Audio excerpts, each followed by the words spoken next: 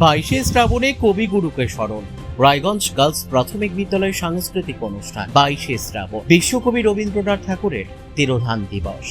বাংলা 1348 সালের এই দিনে কলকাতার জোড়াসাঁকো ঠাকুর বাড়িতে শেষ নিঃশ্বাস ত্যাগ করেন বিশ্বকবি। তার শারীরিক প্রয়াণ ঘটলেও তার সৃষ্টি, গান, কবিতা, সাহিত্য ও দর্শন আজও বাঙালির জীবন ও মননে গভীরভাবে প্রভাব বিস্তার করে চলেছে। প্রতি বছরের মতো এবারও 22শে শ্রাবণ দিনটি বাঙালির কাছে শ্রদ্ধা, স্মরণ ও আবেগের সঙ্গে পালিত হচ্ছে। বিশ্বের বিভিন্ন প্রান্তে ছড়িয়ে থাকা বাঙালিরা গান, কবিতা, আবৃত্তি, নৃত্য ও আলোচনার মাধ্যমে কবিগুরুকে স্মরণ করছেন। তারই অঙ্গ হিসেবে রায়গঞ্জ গার্লস প্রাথমিক বিদ্যালয়ের সাংস্কৃতিক অনুষ্ঠানের মধ্য দিয়ে শ্রদ্ধার সঙ্গে স্মরণ করা হলো রবীন্দ্রনাথ ঠাকুরকে। অনুষ্ঠানে বিদ্যালয়ের শিক্ষক, শিক্ষিকা ও পড়ুয়ারা অংশগ্রহণ করেন। রবীন্দ্রসঙ্গীত, কবিতা, আবৃত্তি ও সাংস্কৃতিক পরিবেশনার মাধ্যমে তুলে ধরা হয় কবিগুরুর সাহিত্য ও সৃষ্টির বিভিন্ন দিক।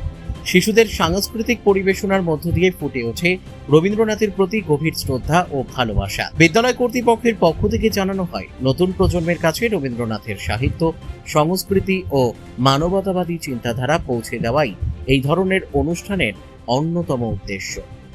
রায়গঞ্জ থেকে রামকৃষ্ণ দাসের রিপোর্ট, কুলিক নিউজ।